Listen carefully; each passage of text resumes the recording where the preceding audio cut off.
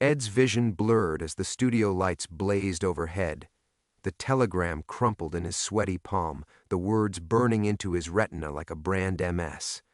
Those initials had haunted his nightmares for 3 decades, but he'd convinced himself they were phantoms of guilt, not harbingers of vengeance. "Mr. Sullivan?" The voice belonged to Charlie Prendergast, his floor manager, whose face swam into focus like a concerned moon. "You look pale, sir. Should we—" "I'm fine." Ed's voice cracked like dried leather. He straightened his tie with mechanical precision, the same gesture that had steadied him through 1,000 broadcasts, but his hands betrayed him, trembling as if he were standing in a blizzard instead of the sweltering studio. The Beatles' laughter echoed across the stage as Paul McCartney tuned his bass. They were so young, so alive, so blissfully unaware that they were sharing the stage with a man whose past was crawling out of its grave. John's voice carried over the din. "Ed, mate, you ready for another go?" "Ready?" Ed wanted to laugh, but the sound would have been hollow, terrifying. He'd built his empire on being ready, ready for anything, anyone, any curveball the entertainment world could throw at him. But not this, never this. The telegram felt heavier than a stone in his pocket as he forced his legs to carry him toward the interview area. Each step was a battle against the undertow of memory, threatening to drag him back to that October night in 1930. The night Marcy's eyes had gone vacant, the night he'd stood frozen in their bedroom doorway, watching her finger tighten on the trigger and said nothing, done nothing. "Places, everyone," Charlie's voice boomed across the studio. "We're live in 60 seconds. 60 seconds. Ed's mind calculated frantically. 4 million viewers would see him sitting across from the biggest musical phenomenon in history. Network executives were counting on ratings gold. His reputation, his legacy, hung on maintaining the veneer of professional calm that had made him America's variety show king. But somewhere out there, in the shadows beyond the studio lights, someone who knew the truth was watching, waiting. Someone who signed their name with initials that should have been carved on a headstone decades ago. The makeup artist dabbed powder across his forehead, but it couldn't hide the gray pallor that had settled over his features like ash. "You sure you're feeling all right, Mr. Sullivan?" she whispered. "Just the excitement," he lied, forcing what he hoped was a reassuring smile. His daughter Betty would be watching from home, probably recording the interview on that new contraption her husband had bought. Betty, who kept a framed photograph of Marcy on her nightstand. Betty, who believed her mother had been a saint driven to despair by postnatal depression. What would she think if she knew the truth? That her father had watched her mother die and chosen silence over salvation? 30 seconds. Ed took his position across from the Beatles, the familiar comfort of his interviewer's chair feeling suddenly foreign beneath him. John Lennon caught his eye and winked, that cheeky Liverpool confidence that had charmed America. George Harrison adjusted his guitar strap. Paul bounced slightly on his heels, energy radiating from him like heat from a furnace. Ringo sat behind his modest drum kit, grinning as if this were all a magnificent joke. They had no idea they were about to witness the destruction of Ed Sullivan. The telegram seemed to pulse in his jacket pocket like a second heartbeat. 7 words. 7 words that contained enough dynamite to blow apart everything he'd spent 34 years building. The penthouse apartment on Central Park West, the respect of industry giants, the image of grieving widower who'd channeled his pain into bringing joy to millions. All of it built on a lie. All of it balanced on the silence he'd chosen that October night when he could have called out, could have rushed forward, could have grabbed the gun from Marcy's shaking hands. Instead, he'd stood there like a statue, paralyzed by cowardice and the terrible realization that her death would solve so many problems. The mounting debts, the threats from loan sharks, the insurance money that would give him a fresh start in the emerging world of television. 10 seconds, quiet on the set. Ed's peripheral vision caught a movement in the shadows near camera 3, a figure in a dark coat, face obscured by the studio's lighting angles, too far away to make out features, but something about the posture, the tilt of the head, the way they held their shoulders, sent ice water through his veins. She's here. The thought arrived with crystalline certainty. She's watching. 5, 4, 3. Ed Sullivan, master of ceremonies, king of Sunday night entertainment, prepared to conduct what might be his final interview. The red light blinked on, the cameras rolled, and somewhere in America, 4 million people settled in to watch the Beatles charm their way through another television appearance. They had no idea they might be witnessing a confession instead. And we're rolling. The red light blazed like an accusation, but Ed Sullivan's mouth moved with the automatic precision of 3 decades in television. Good evening. I'm Ed Sullivan, and tonight we have the pleasure of speaking once again with 4 lads from Liverpool who've taken America by storm, the Beatles. The studio audience erupted in screams that seemed to come from another universe. Ed heard his own voice conducting the interview, asking about their tour, their new songs, their plans, but it felt like listening to a stranger. His real attention was locked on that figure in the shadows, motionless as a sentinel. "Tell us about your experience here in America," he heard himself say, while his peripheral vision strained to catch any movement from camera 3. The figure hadn't shifted position since the cameras rolled, just stood there, watching, like Marcy used to watch him practice his radio announcements in their cramped Bronx apartment. Paul McCartney's voice bubbled with enthusiasm. "Oh, it's been absolutely mad, Ed. The fans, the energy, we never expected anything like this." Ed nodded, smiled, played his part. But beneath the interviewer's desk, his left hand found the telegram in his jacket pocket, fingertips tracing the edges of the paper like a rosary. The studio's heat made his shirt cling to his back, but his hands remained cold as January. "And, John," Ed continued, muscle memory guiding him through the motions, "you've said the American audiences are different from what you're used to back home." As Lennon answered with that characteristic wit, Ed's mind drifted to Betty. She'd be in her living room in Westchester right now, probably with little Eddie on her lap, his grandson named after him, carrying on the Sullivan legacy. Betty always watched his shows, loyal as sunrise. She'd inherited Marcy's eyes, those deep brown pools that could see straight through pretense to the truth beneath. What would those eyes look like when they learned what kind of man her father really was? The interview flowed around him like water around a stone. He asked about their songwriting process while remembering Marcy's own attempts at poetry, the notebooks she'd filled with verses about love and loss and the crushing weight of dreams deferred. He'd found them after the funeral, stacked neatly in her dresser drawer beneath her silk scarves that still carried the faint scent of her perfume, white shoulders. "We understand you're working on a new album," Ed said, his voice steady as bedrock despite the earthquake happening inside his chest. The figure by camera 3 remained perfectly still, but something about their posture suggested coiled tension, like a cat preparing to spring. George Harrison leaned into his microphone. "That's right, Ed. We're quite excited about it. Some of our best work yet, I think." Best work. The phrase echoed in Ed's mind with bitter irony. His best work had been the performance he'd given after Marcy's death, the grieving widower, devastated but brave, channeling his loss into his art. The insurance money had bought him his first real break in television, funding the move to New York, the connections, the gradual climb to this throne he now occupied. Built on bones, built on silence, built on one terrible moment of cowardice that had shaped every day since. The studio's air conditioning hummed, but sweat still beaded on his forehead. In the control booth, he could see the director's satisfied expression. The interview was going smoothly, the Beatles were charming as always, the ratings would be spectacular.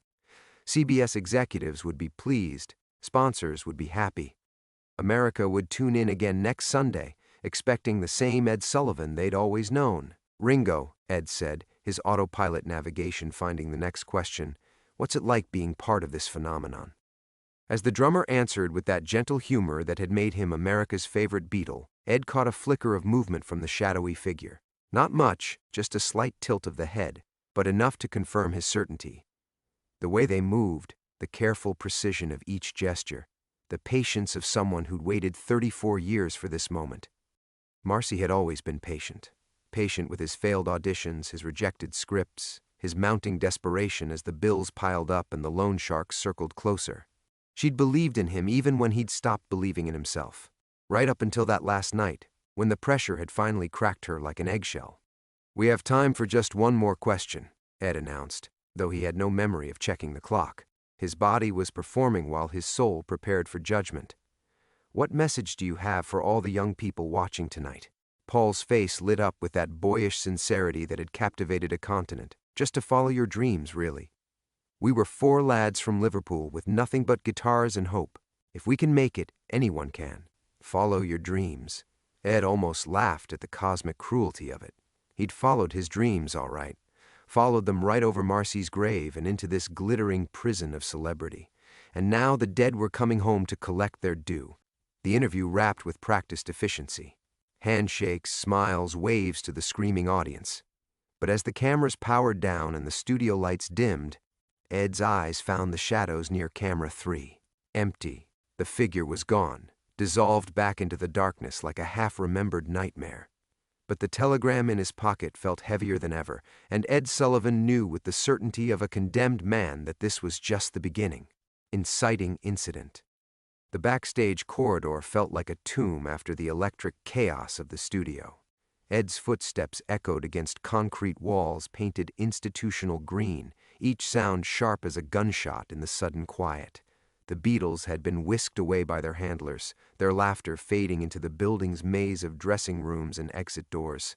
Behind him, the cleanup crew was already breaking down the set, their efficiency erasing all evidence of what might have been his final performance. Ed loosened his tie, the silk feeling like a noose around his throat. His dressing room waited at the corridor's end, a sanctuary where he could collapse, think, plan his next move. But as he approached the door, something stopped him cold. Light spilled from beneath it, warm yellow light that hadn't been there when he'd left for the interview. His hand froze on the doorknob. He'd given explicit instructions to the cleaning staff: no one enters his private space during broadcasts. It was a rule carved in stone, respected by everyone from janitors to network executives. The cleaning crew had their own keys, but they knew better than to cross Ed Sullivan's boundaries. The telegram crackled in his pocket as he turned the handle, metal cold against his palm. The door swung open with a whisper, revealing his dressing room exactly as he'd left it. Leather chair positioned just so, makeup mirror surrounded by bulbs, costume rack holding his backup suits. Everything normal, everything in place, except for the photograph on his dressing table. Ed's breath caught in his throat. There, propped against his makeup mirror where it couldn't possibly be missed, stood a black and white photograph in a silver frame. A wedding photo. His wedding photo, taken 36 years ago outside St. Patrick's Cathedral.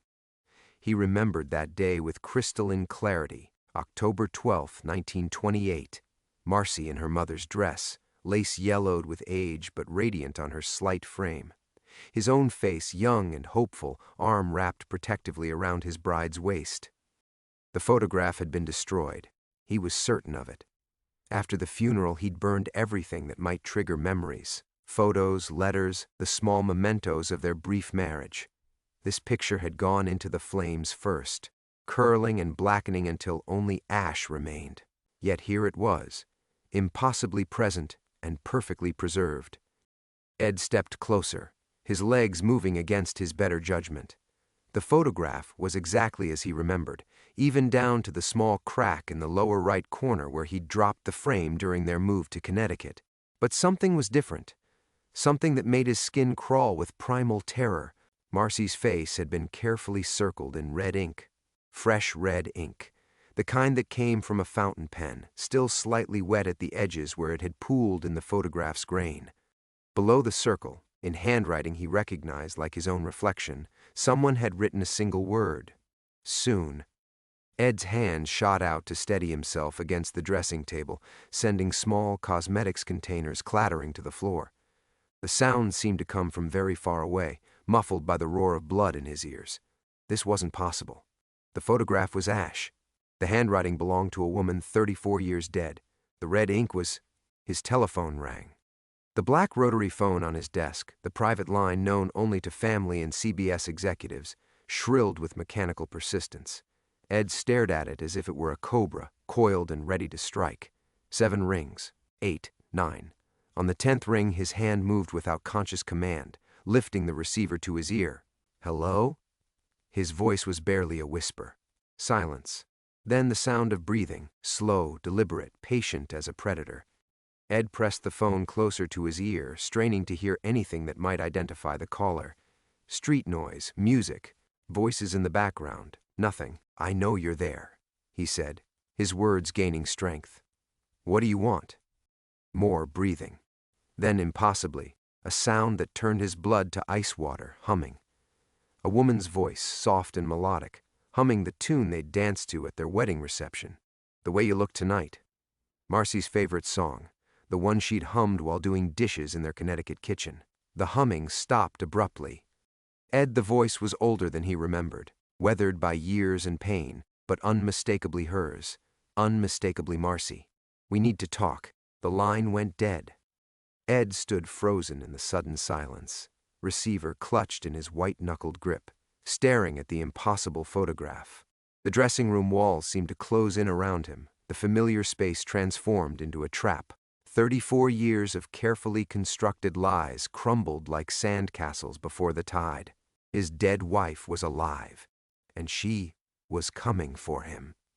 The receiver slipped from Ed's numb fingers, clattering against the dressing table before swinging on its cord like a pendulum. The dial tone buzzed with mechanical indifference, but he couldn't move to replace it. His legs had turned to water, his chest tight as a vice. This isn't happening. This can't be happening. But the photograph stared back at him, Marcy's face circled in that damning red ink. Her eyes seemed to follow him as he stumbled backward, hitting the wall hard enough to rattle the framed reviews hanging there, 30 years of glowing praise for the man who'd built his empire on a lie. A sharp knock on the door made him jump like a guilty child. "Mr. Sullivan?" Charlie Morrison's voice carried through the wood, unusually tight. "Everything all right in there? We heard sounds." Ed's mouth opened, but no words came. The photograph seemed to pulse in his peripheral vision, that red circle bleeding into his consciousness like a fresh wound. "Sir?" Charlie's voice again, higher now, worried. "Fine," Ed managed, his voice a hoarse whisper. He cleared his throat, tried again. "I'm fine, Charlie, just tired." Silence stretched from the hallway. Ed could picture his assistant standing there, probably wringing his hands the way he did when something wasn't adding up. Charlie had been with him for 12 years, long enough to read Ed's moods like sheet music, long enough to know when something was terribly wrong. "The network executives want to debrief," Charlie said finally. "The ratings estimate came back, highest numbers of the season. They're calling it a triumph." A triumph. Ed almost laughed, but the sound would have been broken glass. Through the door he could hear other voices now, murmurs, whispers, the careful tone people used when they thought someone might be having a breakdown. "Tell them tomorrow," Ed said. "Schedule something for tomorrow." "But sir," Mr. Paley specifically asked. "Tomorrow." The word exploded from him with enough force to silence the hallway. Ed pressed his palms against his temples, feeling sweat despite the dressing room's chill. When he spoke again, his voice was carefully modulated, the professional mask sliding back into place. "Please give my apologies to Mr. Paley. It's been a long day." Footsteps retreated, but not all of them. Someone remained outside his door, Charlie probably, or maybe one of the CBS security guards. Ed could feel their presence like a weight against his chest. They were starting to whisper now, voices too low to make out words but loud enough to carry concern. He moved to the photograph with the reluctant steps of a man approaching his own execution. Up close, the red ink gleamed wetly under the dressing room lights. The handwriting was definitely Marcy's. He'd know those careful loops anywhere, the way she crossed her T's with mathematical precision. She'd always been proud of her penmanship, one of the few accomplishments her strict Catholic education had given her. But Marcy was dead. He'd seen the body, attended the funeral, thrown dirt on the coffin. The insurance investigator had been thorough. Suicide by gunshot, case closed, check written, new life purchased with blood money. Unless... Ed's hands trembled as he lifted the photograph. The silver frame was warm, as if someone had been holding it recently. He turned it over, looking for some clue, some explanation that might preserve his sanity. Nothing. Just the manufacturer's mark, and a small sticker from the photography studio, where they'd had their portraits taken. A sound in the hallway made him freeze, heels clicking against concrete, approaching with purpose. Not Charlie's nervous shuffle or the heavy tread of security. These steps belonged to someone smaller, lighter, moving with the confidence of someone who belonged here. The footsteps stopped directly outside his door. Ed waited, holding his breath, but no knock came. Just presence, patient, watchful, familiar. Through the door's frosted glass window, he could make out a shadow, motionless as a statue, the same way Marcy used to stand outside his home office when she had something difficult to say, gathering courage for conversations about money, about his drinking, about the baby they'd lost. The shadow moved, reaching toward the door handle. Ed lunged forward, his hand slapping against the lock just as the handle began to turn. The metallic click of the deadbolt seemed to echo like a gunshot, and the shadow on the other side went perfectly still.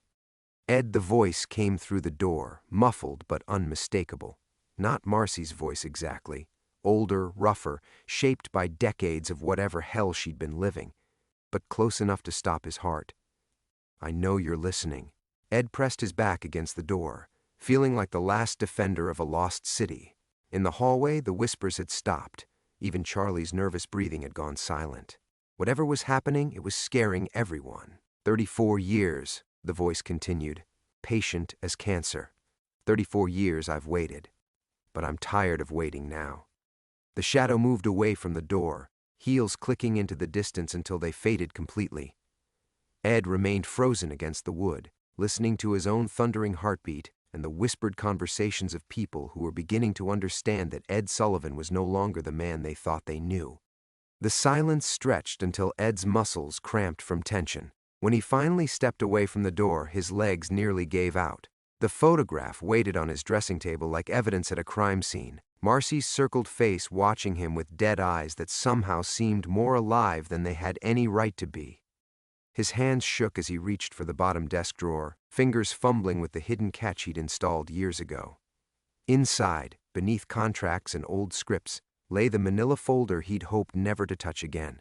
The insurance papers, police reports, coroner's findings, and buried at the bottom, wrapped in brown paper like something radioactive, the photographs from that night. Ed had paid the crime scene photographer extra to make personal copies before the official investigation closed. Not for blackmail or leverage, he wasn't that kind of man, but because he'd needed proof of what he'd done, what he'd failed to do. Physical evidence of the moment his cowardice had crystallized into something permanent and unforgivable.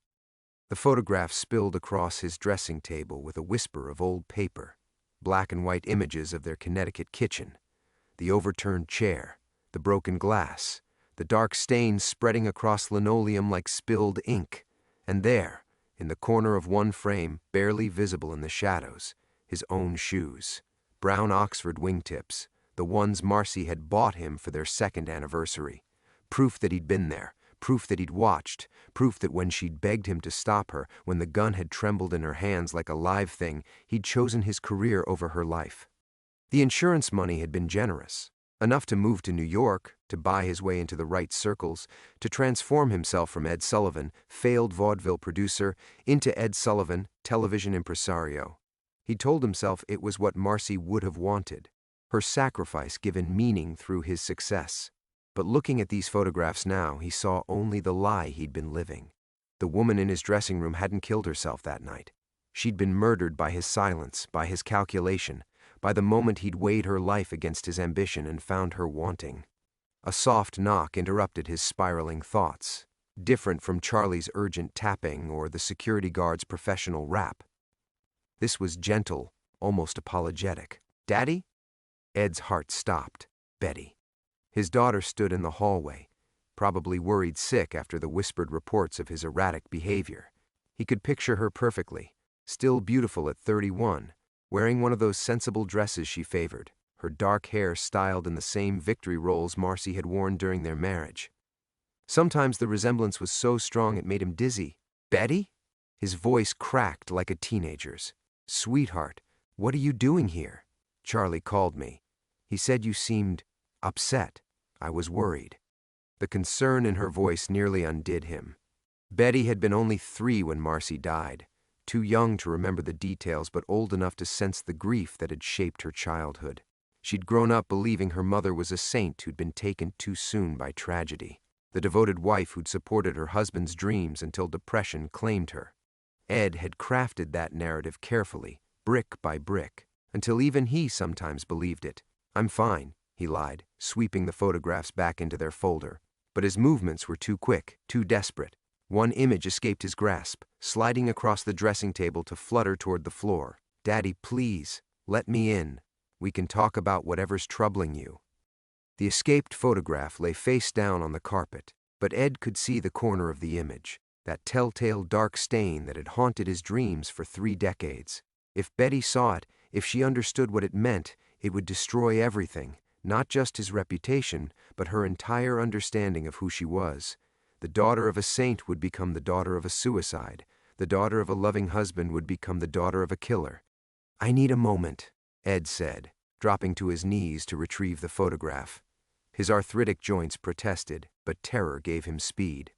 "Just give me a moment to collect myself. Are you sick? Should I call a doctor?" Yes, he thought wildly.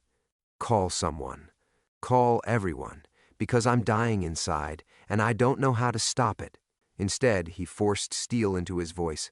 "I'm not sick, just tired." The Beatles interview was intense.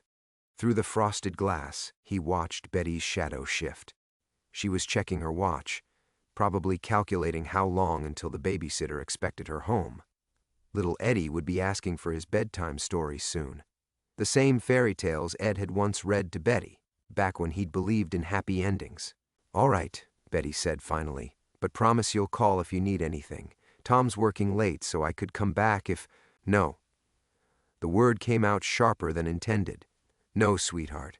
Go home to your son. Kiss him goodnight for his grandfather." Her footsteps retreated with reluctant concern, leaving Ed alone with his ghosts and the terrible knowledge that somewhere in the building, his past was walking the halls in flesh and blood, ready to collect 34 years of accumulated interest on his debt.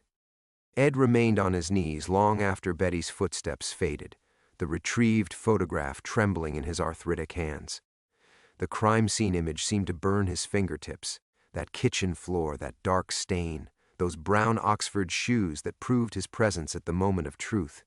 He'd stared at this photograph countless times over the years, each viewing a form of penance that never quite absolved his sin. But now, as he studied the image with the desperate intensity of a man facing execution, something caught his eye, something that had been there all along, hiding in plain sight for 34 years. The telephone on the kitchen wall. In the photograph, it hung at an odd angle, the receiver dangling by its cord as if someone had dropped it mid-conversation. He'd always assumed Marcy had been trying to call for help, perhaps having second thoughts about what she was planning to do. But there was something else, a detail so small he'd missed it through decades of guilt to blurred examination. The telephone's rotary dial was turned, frozen between numbers, not hanging freely as it would if someone had simply dropped the receiver, but positioned deliberately, pointing to a specific number, 7. Ed's blood turned to ice water. 7 had been their private signal, established during their courtship when Marcy lived with her suspicious Catholic parents.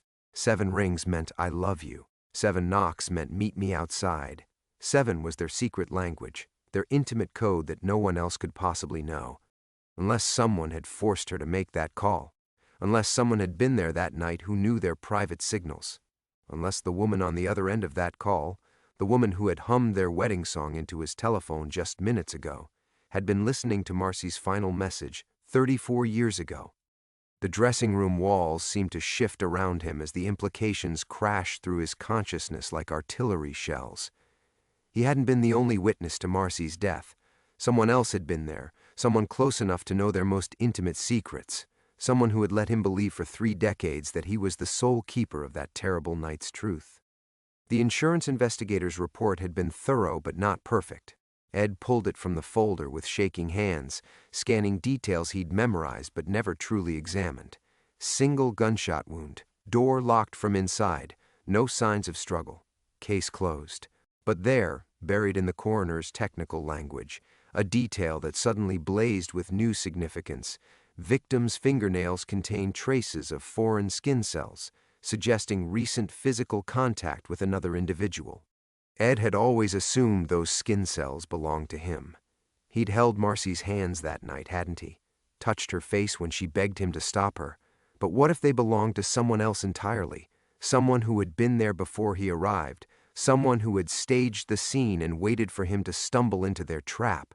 The telephone in his dressing room began to ring again. This time, Ed snatched it up before the first ring finished, his voice a hoarse whisper. "Who are you?" "Oh, Eddie." The voice was different now. Not the weathered tones of an older Marcy, but something else entirely. Something that made his skin crawl with recognition. "You still don't understand, do you? Even after all these years, you still think this is about her. Marcy? Marcy's dead, you fool." The voice turned sharp, cutting through his confusion like a blade. "She died exactly the way the police said she did. The only lie is the one you've been telling yourself, that you were the monster in that room." Ed's grip on the receiver tightened until his knuckles went white. "Then who?" "Someone who loved her more than you ever did. Someone who watched you destroy her spirit day by day, drink by drink, broken promise by broken promise. Someone who was there that night to save her from you." The pieces clicked into place with sickening clarity. The intimate knowledge of their relationship, the access to their private photographs, the patient 34-year wait for the perfect moment to strike. Not a ghost returning from the dead, but someone who had been alive all along, watching his rise to fame with growing resentment. "Margaret," he whispered. Marcy's sister laughed, cold and bitter as winter wind. "Took you long enough. Though I suppose guilt makes people stupid. All these years you've tortured yourself, thinking you let her die when you could have saved her. But she was already dead when you got there, Ed. I made sure of that." The revelation hit him like a physical blow. "You killed her. I freed her. From you. From the misery you brought into her life. And then I watched you build your empire on her blood money, telling yourself you were honoring her memory while you got fat and famous off her death." Ed's carefully constructed world crumbled around him. 34 years of assumed guilt, revealed as misdirected torment. He hadn't been a coward who failed to save his wife. He'd been a patsy, manipulated and positioned to take the psychological burden for a murder he never committed. "You let me suffer," he said, his voice barely audible. "I let you live," Margaret replied, which was more mercy than you deserved. "But mercy has an expiration date, Ed, and yours is about to run out." The phone went dead in Ed's hand, but he couldn't release it. His fingers had locked around the receiver like rigor mortis. 34 years of misplaced guilt transforming into something far more dangerous: rage. Margaret. Marcy's younger sister, the sanctimonious Catholic girl who'd never approved of their marriage, who'd whispered poison in Marcy's ear about Ed's drinking, his failed productions, his late nights chasing impossible dreams, who'd convinced Marcy that she was married to a man destined for mediocrity. But Margaret had been wrong, dead wrong. And now Ed Sullivan, the real Ed Sullivan, not the guilt-ridden ghost who'd haunted these halls for decades, was about to remind her of that fact. He set the receiver down with deliberate care and moved to his private bathroom mirror. The man staring back looked haggard, beaten, older than his 62 years. But beneath the surface damage, Ed could see something stirring that had been dormant since 1930. The ruthless ambition that had once driven him to claw his way up from nothing. The killer instinct that Margaret had never understood. She thought she'd broken him with her revelation, thought she'd delivered a crushing blow by admitting to murder. But Margaret had made the same mistake that every small-minded person made when facing someone truly dangerous. She'd assumed that guilt was weakness. Ed straightened his tie and smoothed his hair. In the mirror, he watched his professional mask reassemble itself. Not the brittle facade he'd worn all day, but the genuine article. The face of a man who'd built a television empire from blood money and was about to protect that empire by any means necessary. The CBS building hummed around him with late-evening activity. Janitors working their way through the upper floors, security guards making their rounds, a skeleton crew preparing for tomorrow's programming, all of them loyal CBS employees who understood that Ed Sullivan wasn't just the host of a variety show. He was the network's golden goose, the man whose Sunday night ratings kept paychecks flowing. They would help him if he asked. They would look the other way if necessary. They would choose institutional loyalty over inconvenient questions about a disturbed woman making threats against their most valuable asset. Ed opened his desk drawer and pulled out the CBS building directory, flipping to the security section. Frank Morrison, head of corporate security, lived in Queens with his wife and 3 daughters. Good man, 20-year company veteran, absolutely devoted to protecting CBS interests. Frank would understand the situation immediately. A delusional woman stalking Ed Sullivan needed to be handled quietly and permanently. But as Ed reached for the phone, his hand froze over the receiver. Through his dressing room door, he could hear familiar voices in the hallway. Charlie's nervous chatter, the measured tones of a CBS executive, and underneath it all, the soft click of heels approaching with patient certainty. Margaret was coming back, not skulking in shadows this time, but walking openly through the building as if she belonged here, as if 34 years of waiting had finally given her the right to claim what she believed was owed. Ed moved to his dressing room window and peered through the blinds at the street below. February darkness had settled over Manhattan, but the sidewalks still swarmed with pedestrians hurrying through the cold. Anonymous faces in a city of 8 million people, the perfect place for someone to disappear without a trace. Margaret had survived 3 decades of hiding. She knew how to vanish when necessary. But she'd made one critical error. She'd revealed herself on Ed's territory, in the building where he was king, surrounded by people who owed their livelihoods to his continued success. She'd abandoned the shadows for a moment of theatrical confrontation, and that moment of ego would be her downfall. The heel stopped outside his door again. This time, no attempt at stealth or psychological manipulation. Margaret knocked with the crisp authority of someone who expected to be admitted immediately. "Edward." Her voice carried clearly through the door, loud enough for anyone in the hallway to hear. "We need to finish our conversation." Ed could picture Charlie and the executives exchanging worried glances. They'd be wondering who this woman was, how she'd gotten past security, why Ed Sullivan was hiding in his dressing room instead of handling the situation like the consummate professional they knew him to be. Perfect. Let them wonder. Let them see their golden goose under threat from an obvious lunatic. Let them understand that protecting Ed meant protecting their own futures. He unlocked his door and pulled it open with the smooth confidence of a man who just remembered he held all the cards. Margaret stood in the hallway, smaller than he'd remembered, aged but not broken. Behind her, Charlie and 2 CBS executives watched with the careful attention of people witnessing something they didn't yet understand but knew was important. "Margaret," Ed said, his voice carrying perfectly to his audience. "After all these years." Margaret smiled, but her eyes held the cold calculation of someone who'd spent 34 years planning this moment. She looked older than Ed had expected, her dark hair streaked with silver, lines etched around her mouth from decades of harbored resentment, but she carried herself with the rigid posture of a woman who'd never doubted her righteousness. "You look well, Edward," she said, loud enough for Charlie and the executives to hear every word. "Success agrees with you. Fame built on blood money usually does." Ed felt the executives stiffen behind her, their confusion sharpening into professional concern.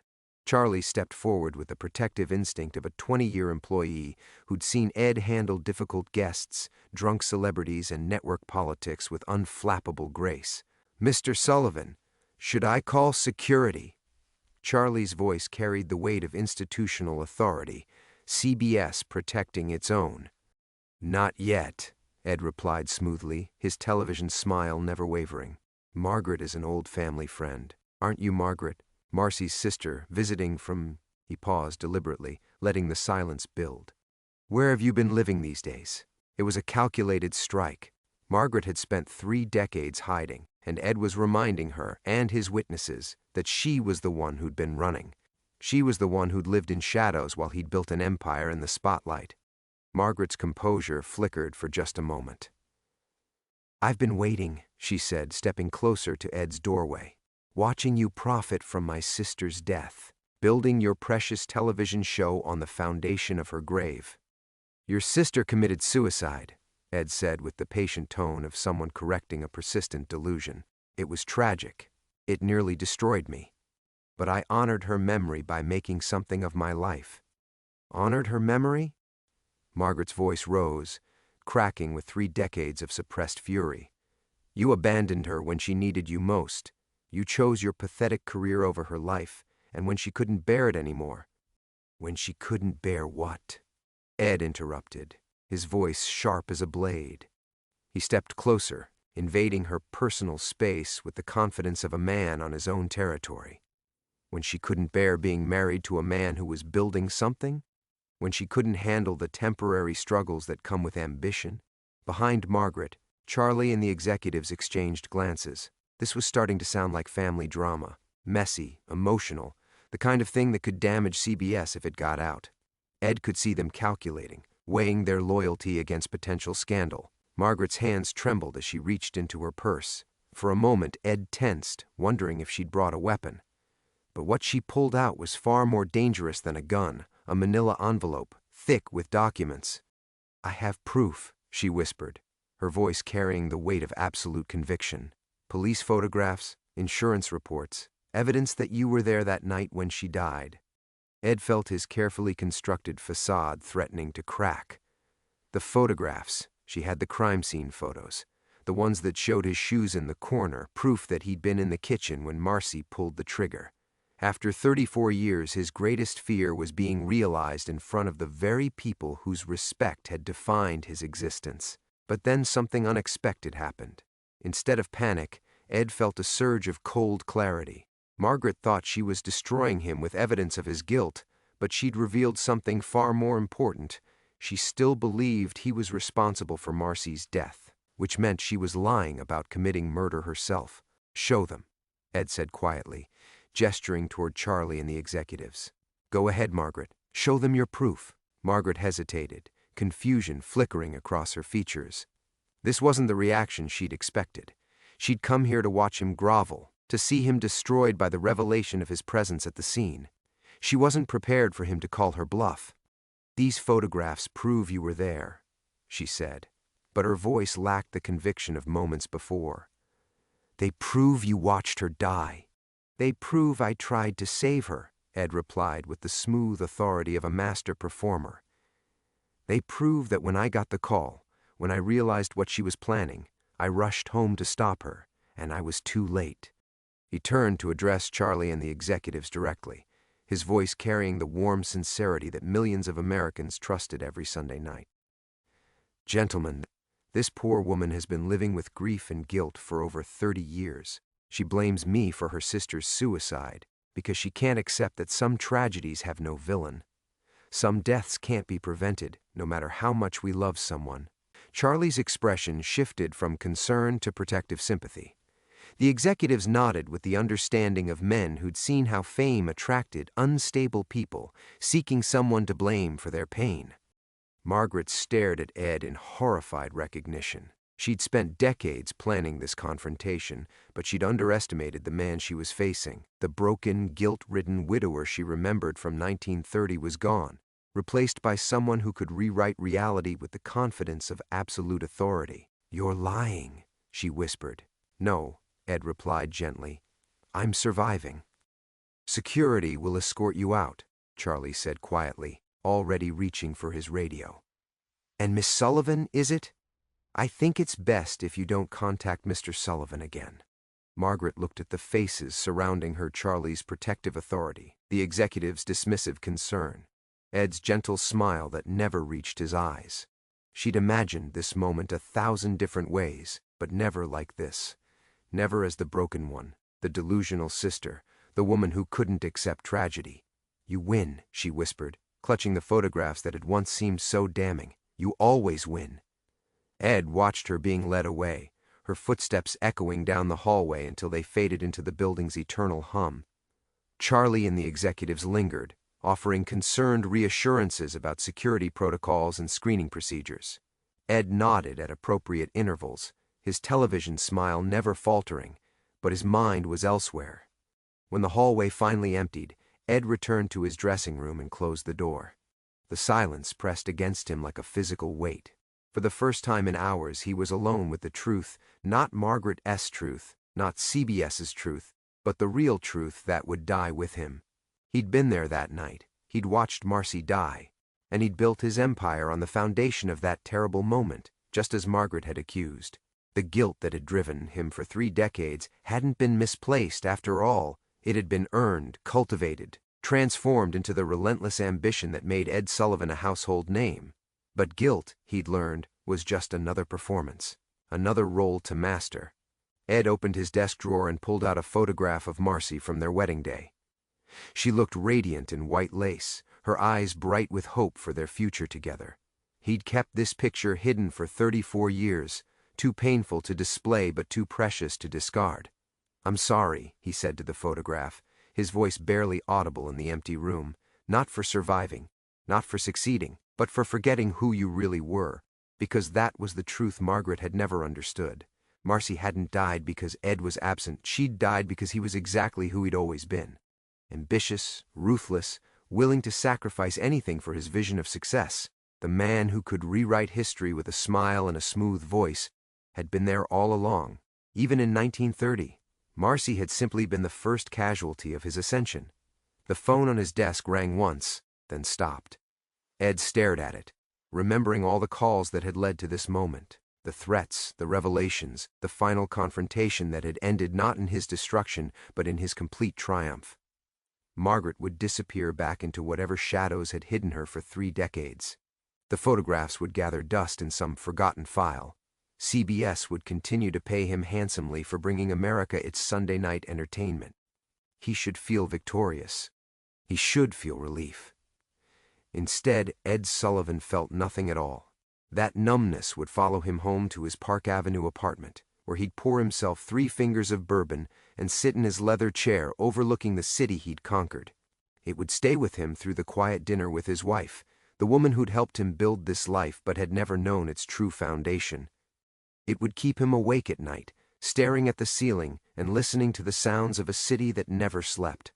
3 months later, when the newspapers reported Margaret Sullivan's death in a Queens boarding house apparent suicide, no note, no family to claim the body, Ed would read the obituary twice and feel that same careful numbness. He would attend the funeral with appropriate solemnity, placing flowers on the grave of a woman who'd loved his wife more than he ever could. And on Sunday nights, when the cameras rolled and America watched Ed Sullivan bring them their weekly dose of variety and wonder, they would see exactly what they'd always seen. A man who'd survived tragedy and built something beautiful from the ashes. A man who understood that some performances never end. The last truth, the one that would follow Ed Sullivan to his own grave 27 years later, was this: he'd become exactly what he'd always wanted to be. Not despite the guilt, but because of it.